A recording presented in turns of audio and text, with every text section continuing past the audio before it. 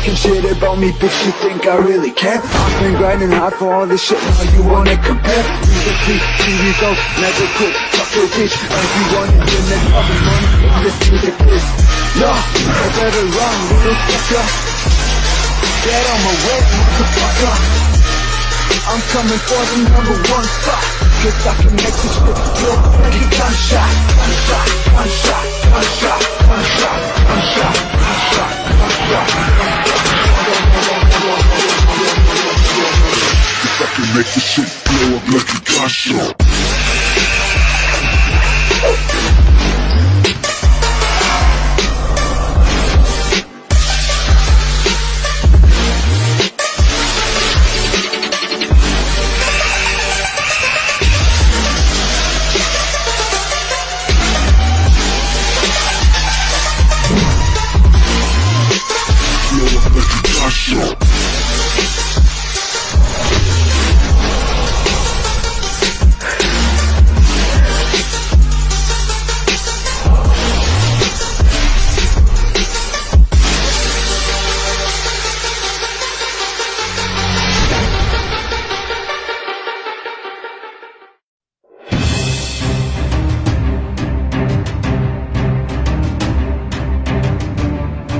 Porque ahora ya no existen fronteras y gracias a la tecnología podemos estar más cerca. Y para ello tenemos una nueva alternativa televisiva, Directo a tu CPU, con el periodista Jorge Carrión. Un programa especial con invitados internacionales desde todos los rincones del mundo. Ahora en las pantallas de Telestar Televisión, Canal 3 Lima, Supercable. No se lo pierda.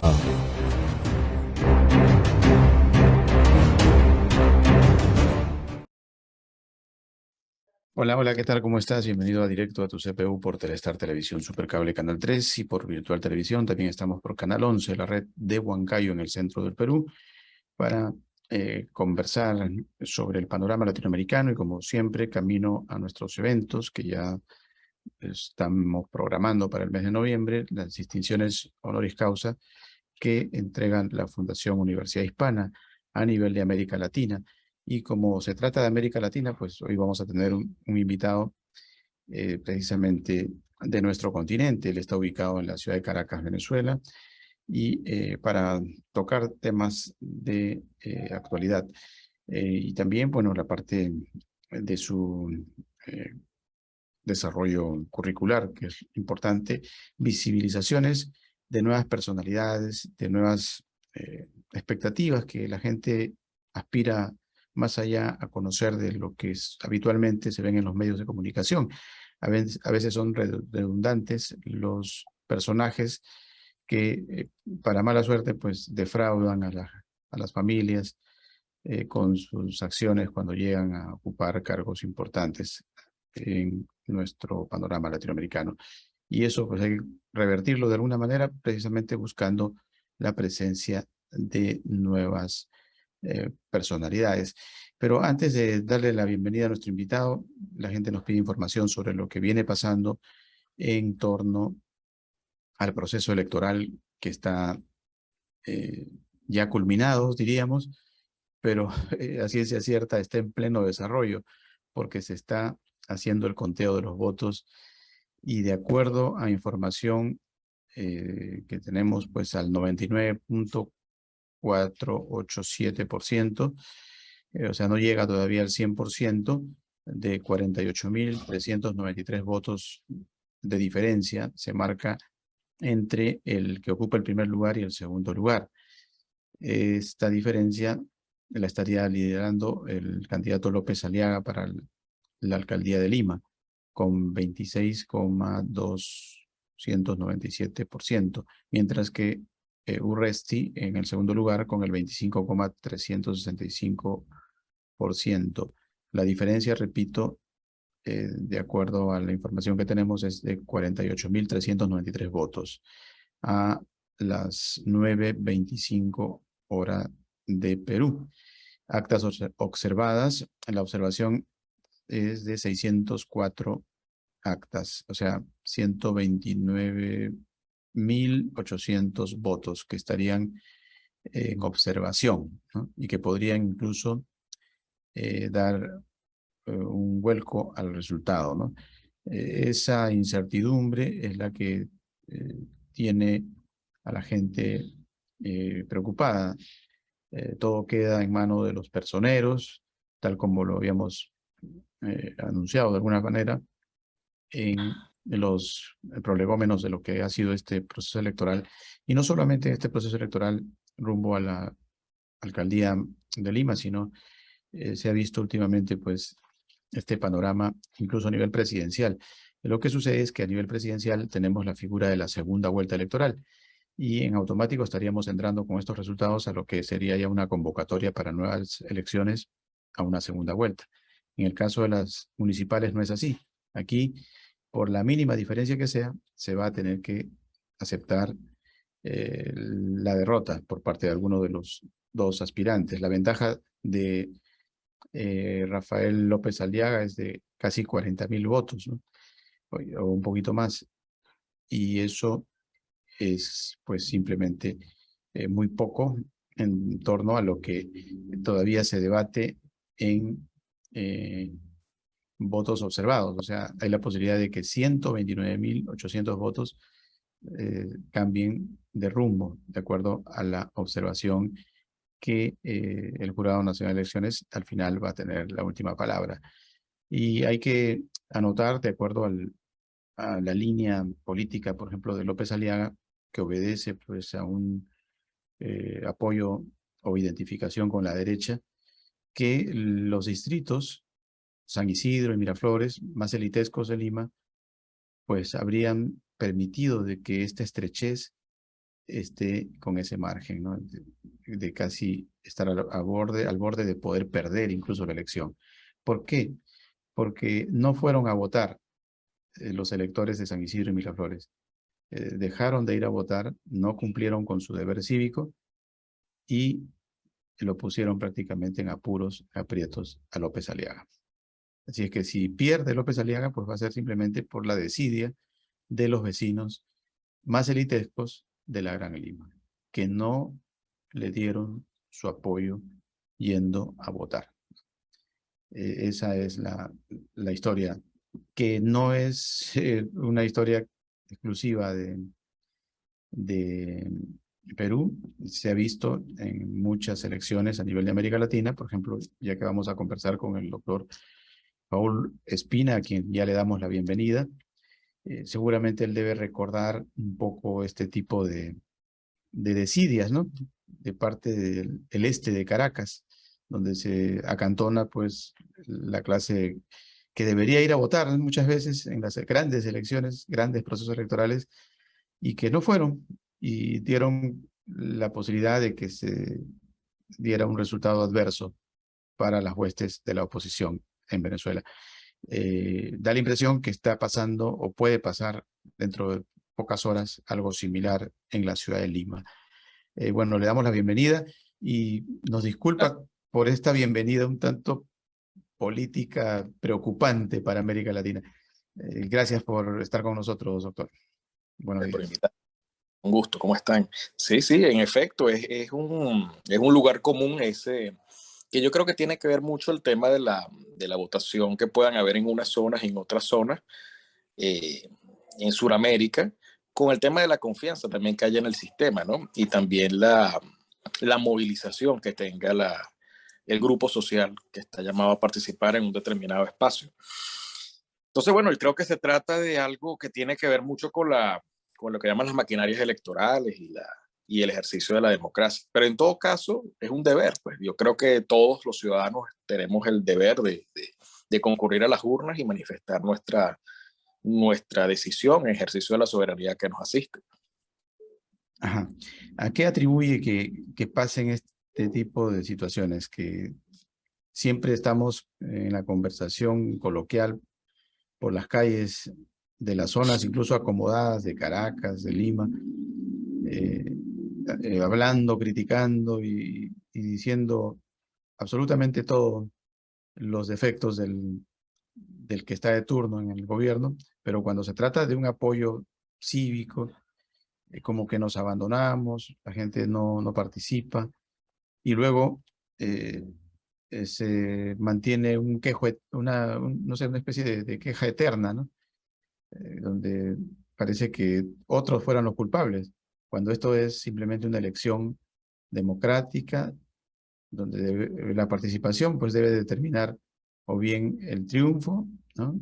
O la derrota, pero la participación, no la falta de participación. ¿Qué cree que puede pasar con el ciudadano que realiza este tipo de acciones ya recurrentemente en América Latina, doctor? Yo creo que pueden concurrir muchos factores.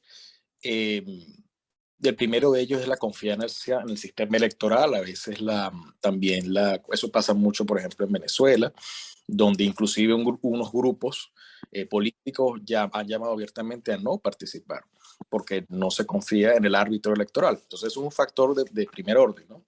También está el tema de la expectativa de triunfo que pueda tener un determinado factor político que se considere tan, lo que decimos, sobrado o tan fácil o tan proyectado positivamente, que bueno, algunos grupos de repente se sienten que si se abstienen no van a causar mayor impacto, lo cual es también un error.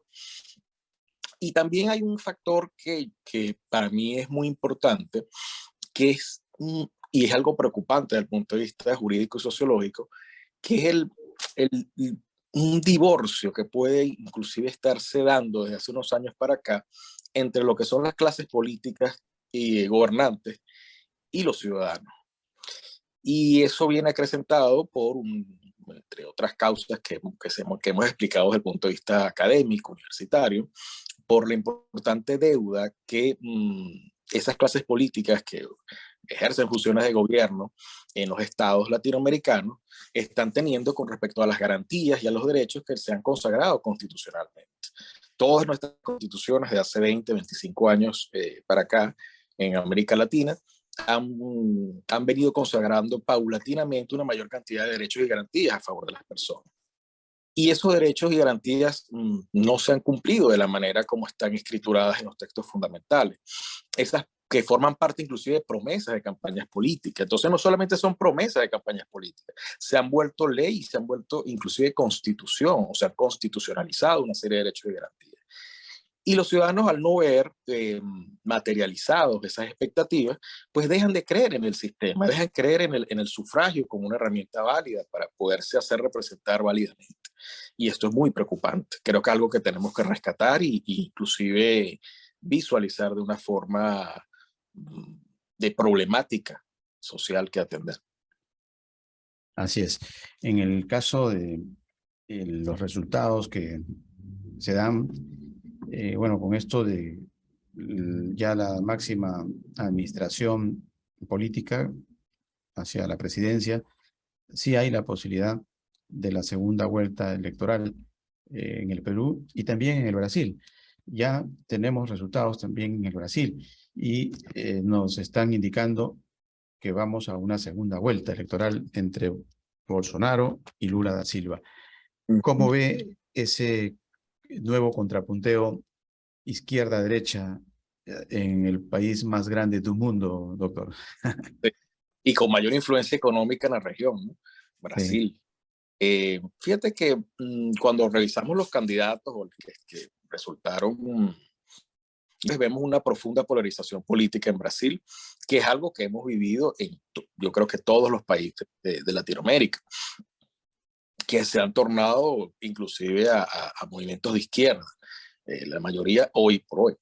En Brasil está ocurriendo un fenómeno de alta polarización y se han escogido dos referentes que justamente han gobernado en el pasado. Bolsonaro, que acaba de concluir o está concluyendo su mandato y se postula para la reelección, y Lula da Silva, que también gobernó en Brasil y se está postulando para esta vez. Entonces hay una evidente polarización, creo que influye mucho el tema de las situaciones recientes que hemos tenido, la situación de COVID, creo que es algo que ha afectado los procesos políticos de todo el mundo. El tema económico, por supuesto, ha sido muy influyente también. Y creo que hay una propuesta que son totalmente contrastantes. La propuesta liberal, Bolsonaro, que básicamente es una propuesta que propende a facilitar los cauces para que los agentes económicos brasileños se desarrollen y produzcan más riqueza y más prosperidad, y la visión sin tanta protección de Estado, y la visión de izquierda, que es una visión clásica, que es la que plantea Lula, que está tratando también de rememorar y se afianza mucho en lo que fueron los resultados económicos de su periodo, que también desde el punto de vista objetivo no fueron malos, fueron bastante positivos, y la gente recuerda eso políticamente y trata como de debatirse en esas dos posturas. Por eso la alta polarización, apenas creo que son 5 o 4 puntos de diferencia que hay entre uno y otro candidato, por lo que es sumamente reñido lo que va a ocurrir ahorita en la segunda vuelta. Creo que eh, es impredecible realmente. Y de hecho las encuestas fallaron todas, porque todas las encuestas daban unas proyecciones con unas ventajas tremendas a favor de Lula da Silva, De Lula. y no se dio ese escenario. Fíjate tú. Entonces, ahí también, y eso ha ocurrido en Venezuela, y eso ha ocurrido en países de la región, ocurrió en Argentina, y creo que también es algo de revisar hasta qué punto las encuestas están, y estas empresas están respondiendo a la realidad y están haciendo buenas muestras, técnico positivo, y no hay influencia de factores externos, porque no se entiende. Hay una...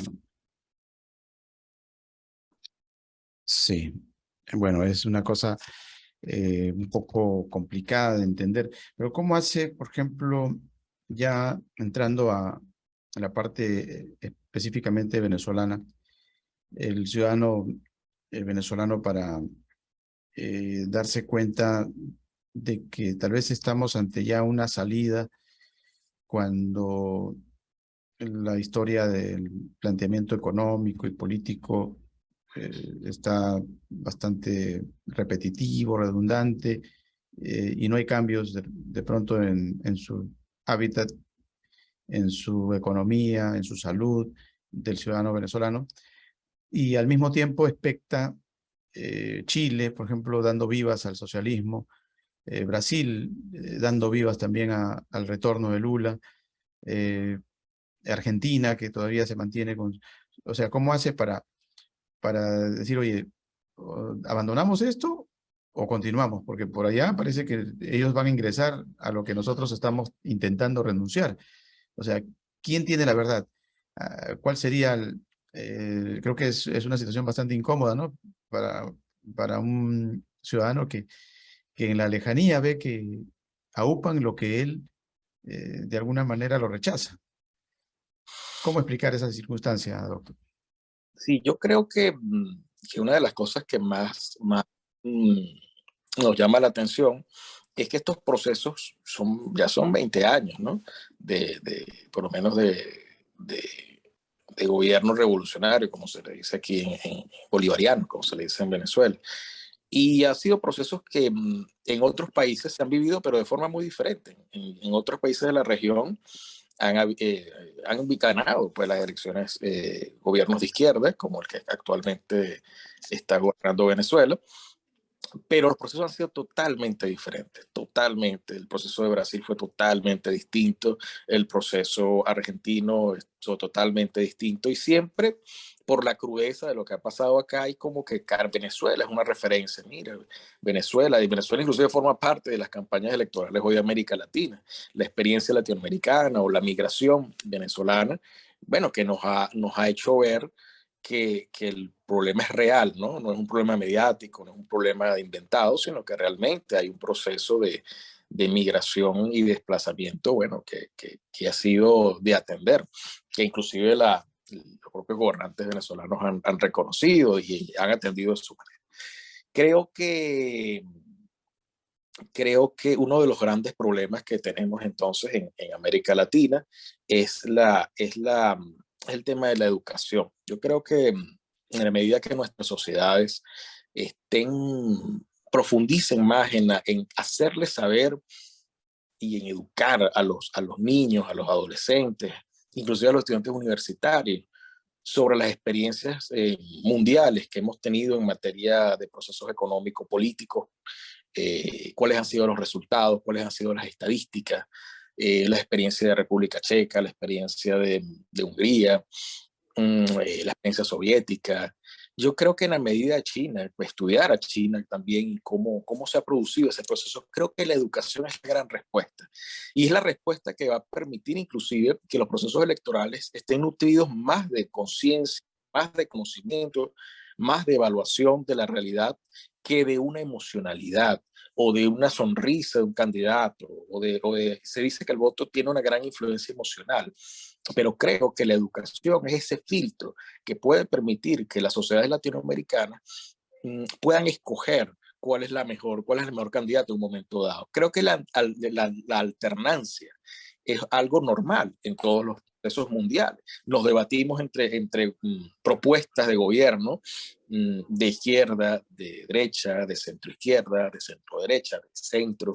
La hemos visto en Colombia, en Venezuela, en Perú.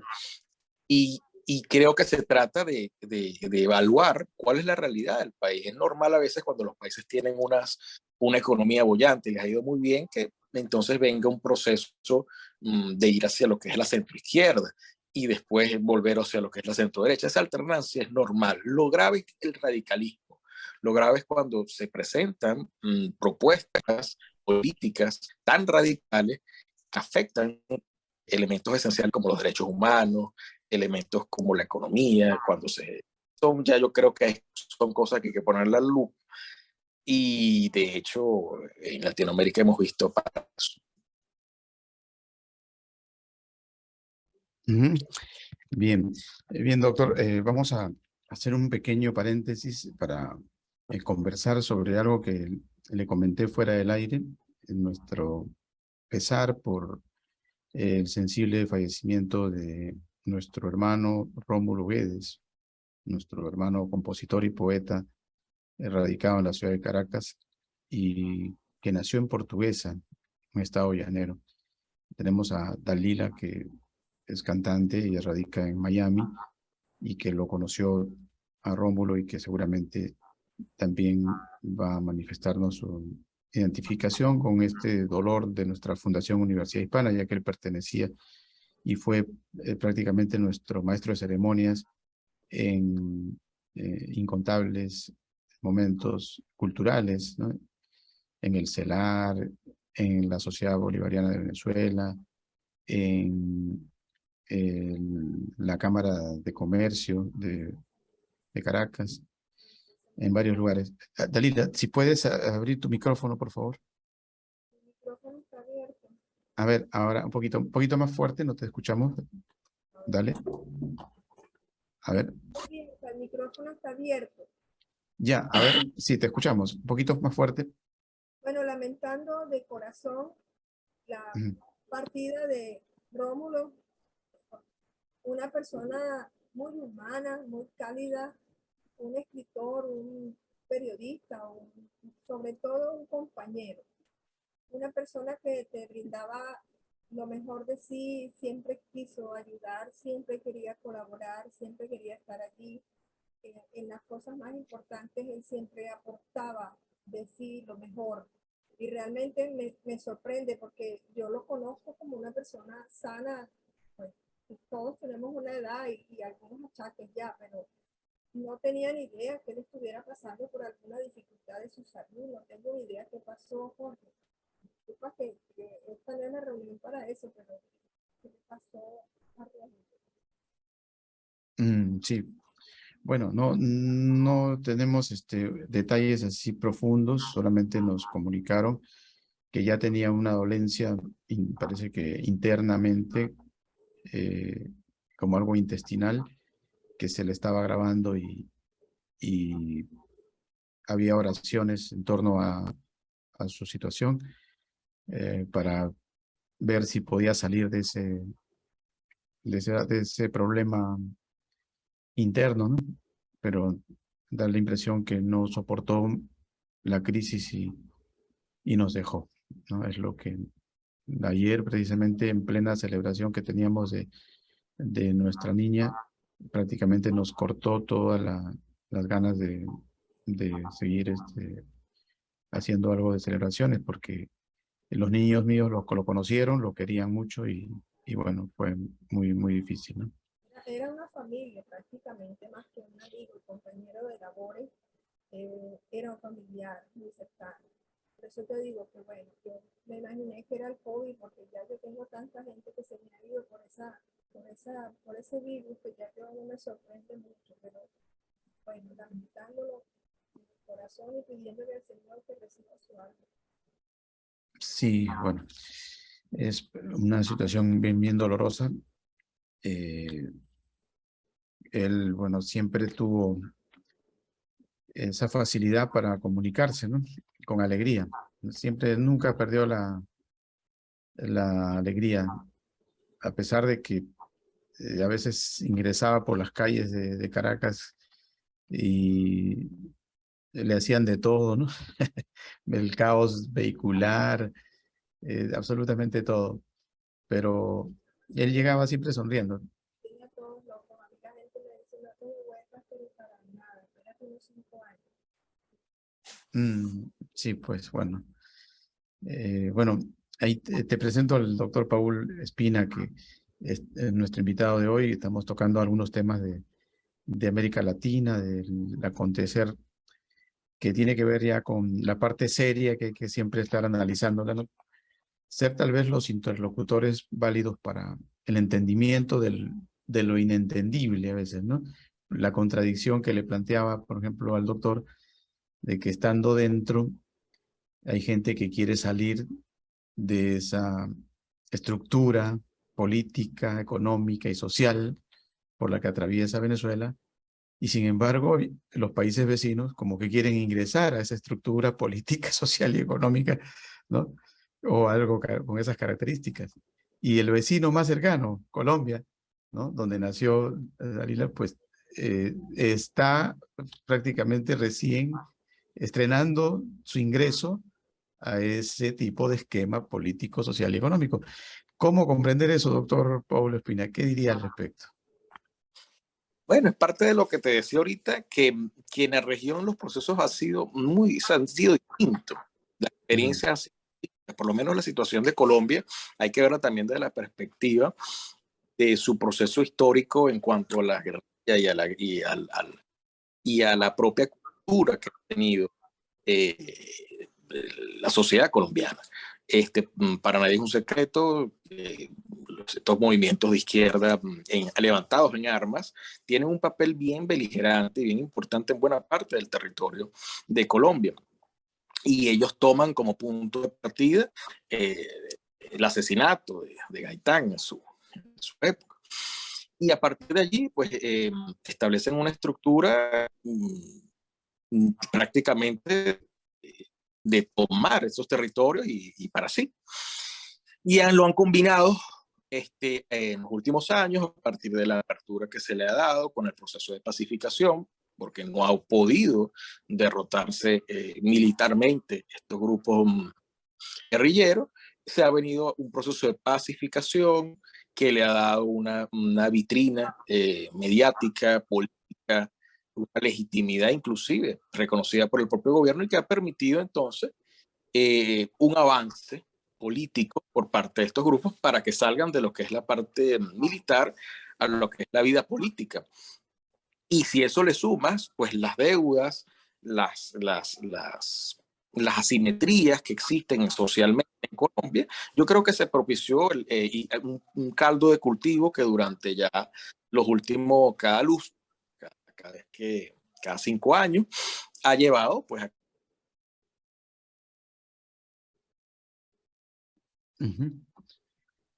Bien, ahí parece que tenemos congelada la imagen.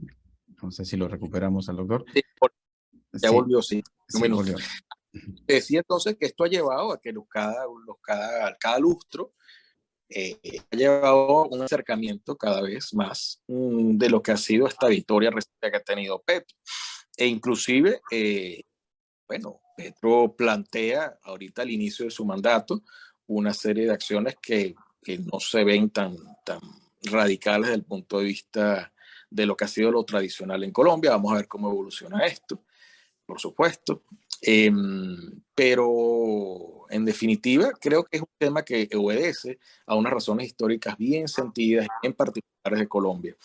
Y solamente Dios puede tener la última palabra en cuanto a cómo evoluciona esto, cómo las instituciones políticas colombianas asumen los eventuales cambios que puedan ocurrir a propuesta de Petro, y la sociedad en definitiva va a ser la que también va a tener la última palabra. Vamos a ver ese tema. Yo creo que dependiendo de una institucionalidad robusta, pueden haber ciertos límites a cualquier situación que pueda involucrar un exceso por parte de un poder como el Ejecutivo. Bueno, aunque no es la especialidad de nuestra invitada, a ver, algo como colombiana, ¿qué nos puedes decir tú, Dalila? Es definitivo que Colombia era la última pieza de rompecabezas que faltaba ponerse en rojo en América Latina. Te estás preguntando. Bueno, ¿qué diría? Es la última pieza que faltaba ponerse en rojo, dice. ¿Cree usted, doctor? Colombia era como quien dice la tapa del frasco en cuanto a cómo está América Latina de rojita. ¿Era Colombia lo que faltaba o todavía hay más? ¿Qué opina, doctor? Yo coincido con Dalila, creo que la importancia geopolítica que tiene Colombia, que tradicionalmente pues no había sido tomada políticamente por la ideología de izquierda, ha sido una victoria tremenda, como dice amiga, es una nación de la corona. Hay otra joya, por utilizar la misma palabra, que viene a ser Brasil, que se irá a finales de este mes. Y bueno, eso va a determinar de qué color va a estar el mapa y cuál es la realidad que vamos a tener. Yo diría que esto es un proceso que va a impactar directamente los próximos 10 o 15 años de la vida económica, política y social de Latinoamérica y nuestras relaciones con Estados Unidos y con el mundo. Bien, es parte también de la realidad, por ejemplo, que la gente emigre, ¿no? Ahora, ¿cómo hace un venezolano en los últimos tiempos ya o bien para aferrarse y no salir, o bien para decir, oye, me voy? Y algunos que conversas, por ejemplo, conversando con un venezolano en Buenos Aires, me dice, oye, no sé, pero como que me persigue, me persigue el chavismo. Me dice, ¿por qué? Le digo, porque yo me vine y con Macri y acá estaba yo feliz, ¿no? Porque por fin me había quitado. Y de pronto vuelve nuevamente esta situación, como que me sigue esa situación de la cual estoy escapando. Me dicen. Uno que está en Chile me dice lo mismo.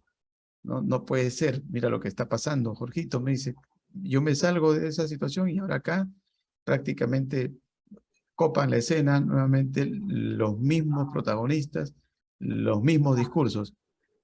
No sé dónde irme, me dice, ¿no? ¿Qué diría al respecto, doctor? Y creo que las personas buscan bienestar, ¿no? Y las personas, por lo menos en Venezuela, ha sido un proceso muy convulso, muy duro, de mucha polarización, de fallas graves, institucionales, de líderes políticos que no han sabido cuál es su papel realmente dentro de una sociedad democrática y han fallado también. Y ha sido un proceso que, por lo menos el venezolano, tiene dos causas fundamentales, lo político y lo económico. Y creo que lo económico tiene inclusive mayor influencia y mayor peso desde el punto de vista de muchas personas que con un título profesional, con una experiencia, pues no tenían un salario, inclusive unos ingresos o un sistema económico de remuneraciones pública o privada que les diera esa vida digna, esa calidad de vida, ese bienestar. Te decía, nuestras constituciones latinoamericanas garantizan en su texto. Entonces, ¿qué ocurre? Que las personas hoy en un mundo tan globalizado, hoy en un mundo tan pues tan amplio desde el punto de vista de las oportunidades que se le brindan a las personas independientemente de su nacionalidad, sumado este tema económico al evidente choque político que hemos tenido en Venezuela, han optado por buscar sociedades donde realmente se comparta culturalmente y hayan afinidades. Y aparte de eso, que haya bienestar, que haya tranquilidad, que haya posibilidad de progresar. Bueno, Latinoamérica, fíjate la situación que está ocurriendo.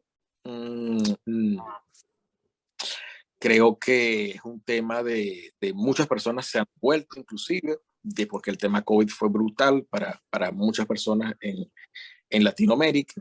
Otras personas han escogido irse desde Sudamérica, venezolanos, irse a Estados Unidos, que es la migración tan importante que estamos viendo en Río Bravo. Otras personas han escogido Europa, más que todo las que tienen afinidades de raíces europeas, españolas, italianas, que acá son enormes, la colonia europea, italiana, española, etcétera. Y bueno, creo que ese proceso de migración eh, cada vez se va haciendo más maduro, cada vez las personas valoran más hacia dónde se están yendo, cuál es la realidad del lugar hacia dónde se están yendo. No es tomar emigrar no es una decisión de que se toma un día, que se toma días, requiere una madurez, tanto de valorar tu realidad personal como valorar hacia dónde estás enfocando tu futuro. Y Latinoamérica está debatiendo hoy en unas situaciones políticas que pueden quizás pues detonar en graves conflictos o quizás no. Es algo que por lo menos en Colombia se discutió mucho eso y se decía, bueno, nosotros votaremos por la izquierda, pero no nos vamos a parecer a Venezuela. No tiene por qué ser así. Y era una posición válida, ¿no? Creo que nadie tiene una bola de cristal para saberlo, pero sí puedes sacar una perspectiva por la realidad que tienen tus vecinos, por ejemplo. Creo que en definitiva es algo que, como te digo, depende de las instituciones políticas de cada país y dependerá de la forma como la sociedad en su conjunto toma, asimila los cambios que se le propongan. Bueno, ya que tenemos a Dalila que está en el Imperio, allá en Miami, nos puede contar tal vez algo sobre ese sentimiento de migración. Y también, ¿por qué no recordar alguna anécdota de Rómulo, ¿no? De algún momento que te haya pasado, por ejemplo, no sé, él estuvo muy emocionado cuando te presentaste en la Alianza Francesa de Caracas, también se emocionó incluso allí en la Candelaria, ¿no? En el restaurancito que también te presentó. Eh, bueno, en diferentes momentos él rendía una especie de venia antes de que iniciara su presentación. Dalila. A varios programas de radio que él tenía. Ajá. Y en esos programas él me exaltaba y me subía. Y a mí me daba hasta pena porque él sentía como mucha admiración por mi trabajo. Y por supuesto sus elogios, en parte yo lo sentía más cariño que verdades, porque él era un poquito exaltado. Sin embargo, cada vez que tuve la oportunidad de compartir con él una tarima, sentí la calidez, el respeto, el señorío con el que él se manejaba ante el público para presentar a un artista, para hacer un comentario acerca del compañero. Era una persona muy cálida, no tan cuadriculada, no tan ortodoxa, a pesar de que era periodista, locutor, pero él siempre se manejó más bien por la parte amistosa, por la parte cálida y humana. Nunca lo vi como el presentador, lo vi como el amigo que está allí conmigo compartiendo cariño.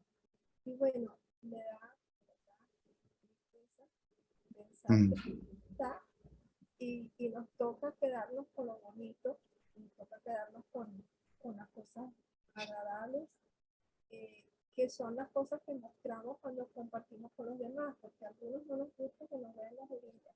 Yo, por ejemplo, soy triple inmigrante, así te lo digo. Mi primera migración fue a Europa hace muchos años, estuve 4 años, pero no aguanté porque tenía mi niña chiquita.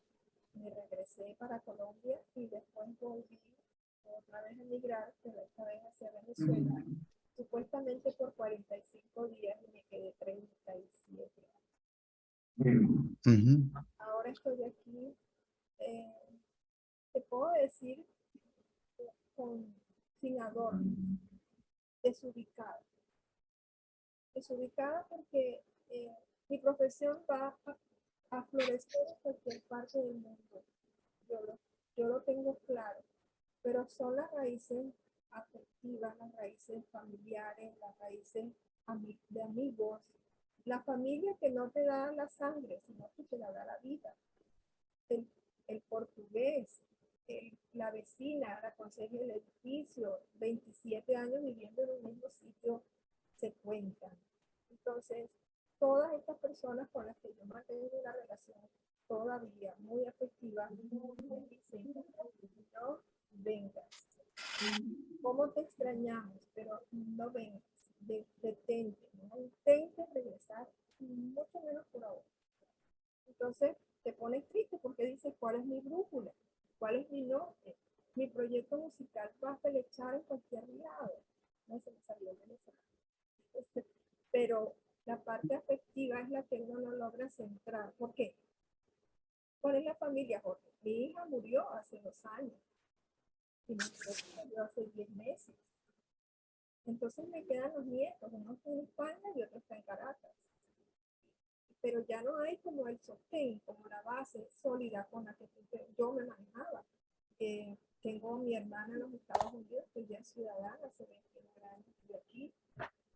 Pero yo como músico siento primero que estoy sin norte, porque no hay estabilidad para la artista. Acuérdate que la pandemia fue a nivel mundial, por eso se llama pandemia, y nos cortó las alas a lo que se considera artículo de lujo, que es el arte.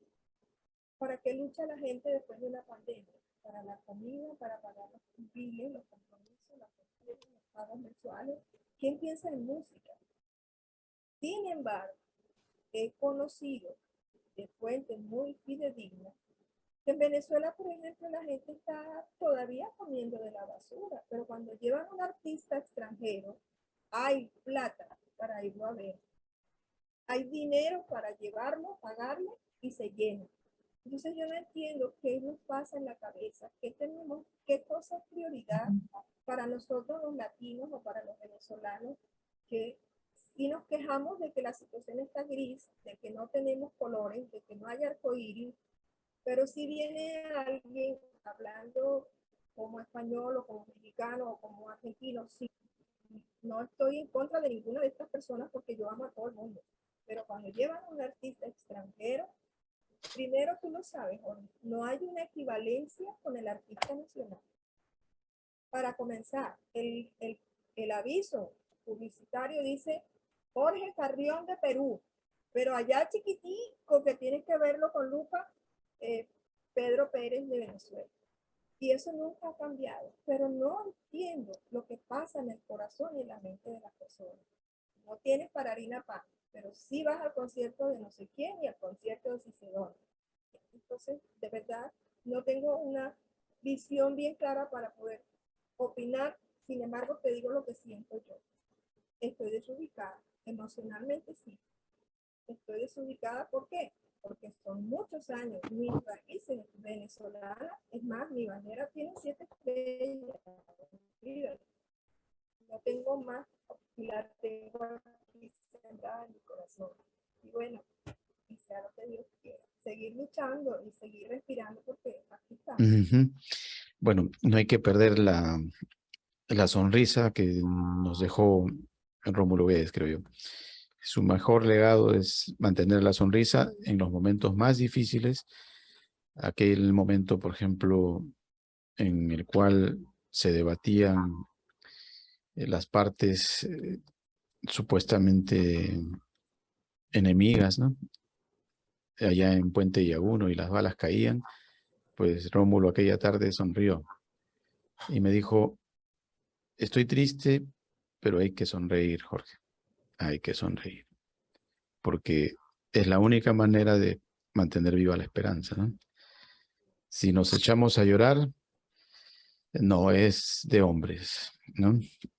Y no es un estado machista, porque las mujeres son más fuertes que nosotros incluso. Y ellas son las que en algún momento lideraban incluso momentos de marchas y de levantamientos, más que los hombres. Y bueno, simplemente es un legado, ¿no? Interesante para el análisis por parte de Rómulo Guedes, de no perder la sonrisa. Esa sonrisa que conocimos, por ejemplo, a varios humoristas, ¿no? Que eran amigos de Rómulo, ¿no? Sí, También, él era muy gracioso y muy oportuno. sí, sí, él era muy, de todo sacaba un chiste, ¿no? De todo, de todo. Incluso le gustaba inventar palabras, ¿no? Por ejemplo, eso de ballero, no sé, me lo trataba de explicar, pero nunca lo entendía. Turismo ballero. Sí, y varias cosas que él decía eran uniones de palabras, ¿no? Inventadas. Vivía prácticamente su propia imaginación y la consolidaba con una sonrisa, ¿no?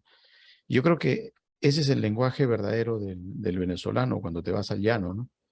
Que la gente simplemente te parafrasea sin necesidad de haber pisado por ahí tal vez un curso universitario ni de gramática, ¿no? Ya lo lleva en la sangre, lo lleva, ¿no? Son Simón Díaz en potencia, desparramados ahí por el llano. Bueno, ya estamos en la parte ya final. ¿Cómo le daríamos un cierre al panorama latinoamericano de lo que se viene, ¿no? ¿Qué es lo que más preocupa para el ama de casa? Por ejemplo, ¿qué le diríamos? ¿Cómo mantener la sonrisa a pesar de que lo que nos circunda, pues a veces es un poco de incertidumbres, ¿no? Más allá, por ejemplo, de las fronteras, tenemos en Europa también la probabilidad de que con un clic alguien pueda detonar un elemento atómico, ¿no? Una guerra no prevista, y claro, que la descartamos, ¿no? Pero eso está al toque de un clic, eso es preocupante, ¿no? ¿Cómo decirles a las amas de casa también que ya no vamos a volver más a ponernos las máscaras realmente? ¿Qué reflexiones podemos hacer sobre eso? Y lo más importante, aquellos que están fuera de sus lugares de origen y que si están bien ubicados, bien recibidos, yo creo que no hay problema, ¿no? Porque al final la Tierra es un solo país y todos somos sus habitantes. No hay realmente países como tal. Esas son líneas imaginarias que se crearon por ahí, ¿no? Pero como sabemos que eso es parte de simplemente una utopía, que la verdad a veces es cruda, ¿no? Y a veces pues te paran despidiendo incluso por simplemente descubrir que no eres del lugar. Incluso en los Estados Unidos todavía se mantiene el racismo, el clasismo, en América Latina también. ¿Qué mensaje le daríamos, doctor, a aquellas mentes que andan buscando que alguien les levante la moral, ¿no? Que alguien los aliente y que les diga que no todo está perdido, que hay posibilidades de volver a sonreír? Sí, Jorge, sí, sí. Creo que es muy importante darle ese enfoque a la realidad que estamos viviendo. El mundo hoy es un mundo convulso. Creo que estamos ahorita viviendo confrontaciones en todas partes. Cuando uno analiza ahorita las relaciones internacionales, la geopolítica, estamos en pleno auge de procesos de conflicto que en unos países han tomado las armas y han tomado lo que es el carácter convencional bélico, con lo que ha sido lo tradicional, pues irnos a la guerra. Y en otras sociedades ya han empezado guerras con enfoques de última generación, es decir, guerras que tienen diversos escenarios, como el económico, como el político, como el militar, inclusive el cultural. Creo que estamos viviendo durante los últimos 10, 15 años procesos de escalada del conflicto, de conflictos mundiales, de enfoques culturales y de luchas de poder de grupos y de élites en diversas regiones del mundo. Y lo que estamos viendo hoy es la secuencia de esto. Por lo tanto, ver ahorita la migración es algo delicado. Yo creo que migrar hoy en día es algo que hay que verlo con mucha madurez, con mucho enfoque, con mucho tino, valorando mucho las capacidades propias del migrante, pero viendo hacia dónde se va, hacia dónde vamos, ¿no? Ya como tú dices, quien ya tiene tiempo en un país haciendo vida, bueno, ya es otra cosa.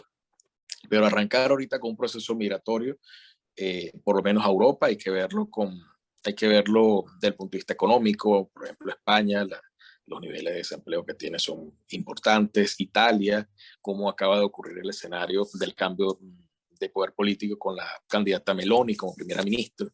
Y esto va a suponer un nuevo enfoque en cuanto a Italia como desde el punto de vista político. Hay que ver qué posiciones se toman con respecto a la guerra de Ucrania y Rusia, que está en avance. Ayer habían reportes noticiosos del submarino ruso con una gran capacidad de destrucción, que lo llaman algo así como la última bomba o lo último acabose, ¿no? Y está ya navegando con actitud y con ruta amenazante, y OTAN hizo un llamado de alerta. Entonces, es grave el mundo. Hay que ver la situación de China con respecto a Taiwán, el tema de la acción, que lo que pasó con la visita de Pelosi, que es la presidenta de la Cámara de Representantes de Estados Unidos, y cómo la actitud que hubo por parte de China.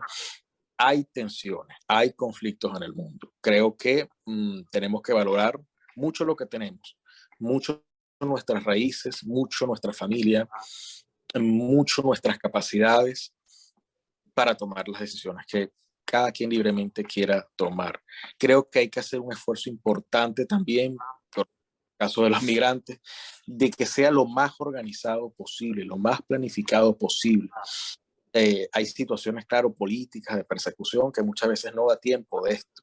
Tengo amigos muy cercanos que han vivido por estos procesos y bueno, es muy duro que pueda, pero hay otras personas que sí lo pueden planificar, y la gran sugerencia es que hoy en un mundo de información por Instagram, por redes sociales, con amigos, podemos explorarnos, podemos nutrirnos bien y tomar las decisiones que correspondan. Conozco personas que emigran y a veces venden todas sus propiedades o salen y a otro país y no se informaron bien y pierden todo y regresan sin nada a su país de origen. Y eso es porque no están bien informados, tenían una buena asesoría. Creo que ahí me gusta muchísimo esa cantidad de abogados y de profesionales que están ahorita haciendo apoyo y con conocimiento válido de la realidad de Chile, de Estados Unidos, de Colombia, de Argentina, y están haciendo un gran aporte para que las personas estén mejor informadas. Hoy por hoy, comprar una propiedad no es tan fácil, es costoso, y no solo es costoso, tenemos situaciones desde el punto de vista económico donde las viviendas en algunos estados, por ejemplo, Estados Unidos, están en sus niveles más altos o han estado en sus niveles más altos.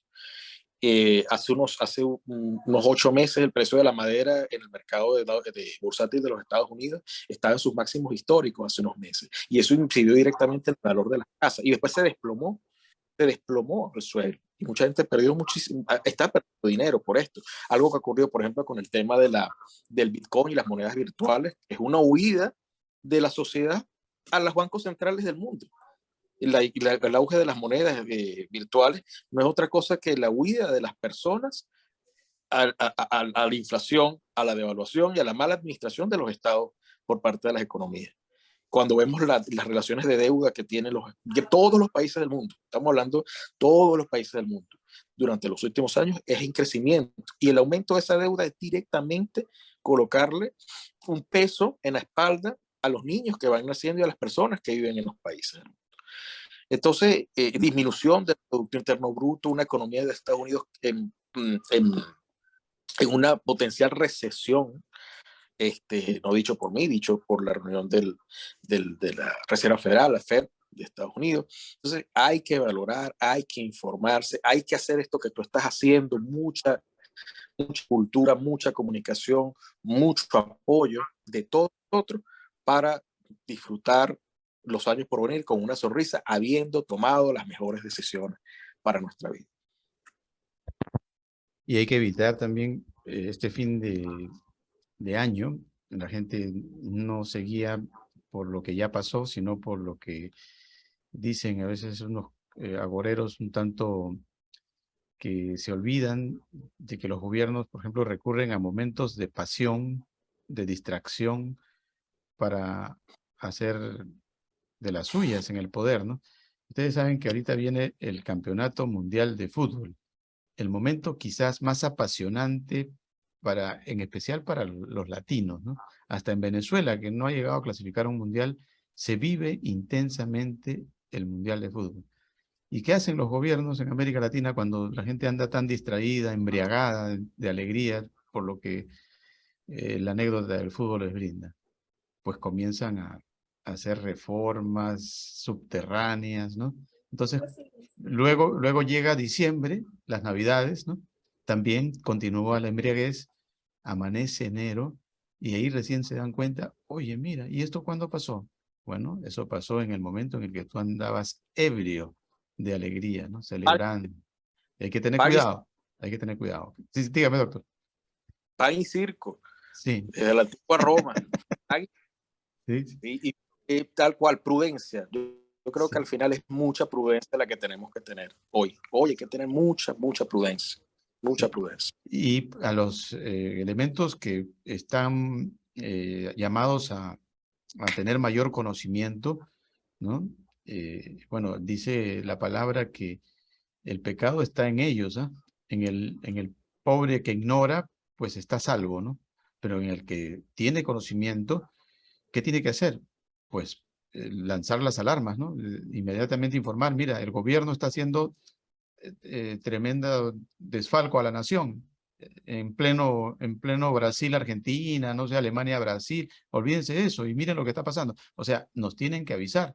Y de pronto de ahí, pues, despertamos de la embriaguez, ¿no? Y reclamamos a tiempo. Porque si te vas hasta enero, ya es tarde. Ya en enero ya pasó, ya se consolidó el desfalco. Hay que tener cuidado.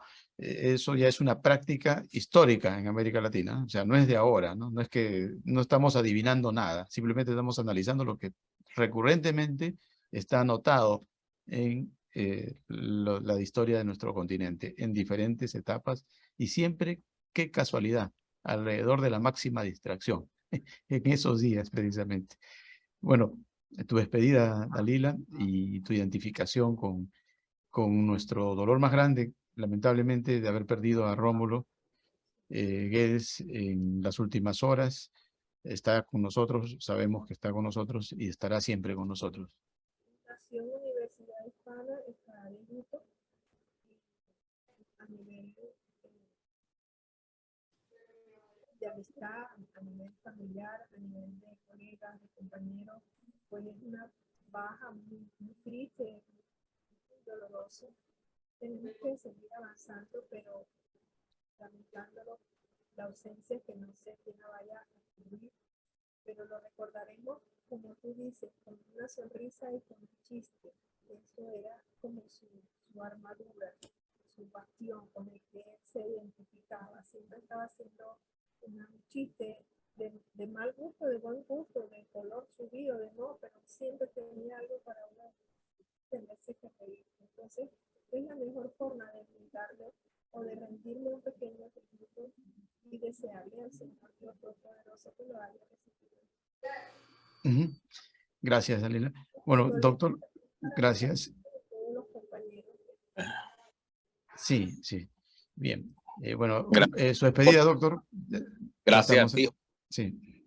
Por este espacio, por este aporte que estamos haciendo para todos nuestros amigos, las personas que lo necesitan, pues, estar informados y estar atendidos. Gracias, Dalila, por estar acá también. Y bueno, estoy siempre con el cariño de siempre a la hora para lo que se necesita. Sí, bueno, lo vamos a tener seguramente más adelante para seguir analizando América Latina. y lógicamente en lo que va a ser nuestra distinción de noviembre, honoris causa 2022. Un abrazo a la distancia, que todo sea felicidad. Recuerden que llegamos por Telestar Televisión Supercable Canal 3 y por Virtual Televisión, también Canal 11 en la red de Huancayo. Chao, chao, cuídense. Gracias, doctor, gracias, Lila, gracias.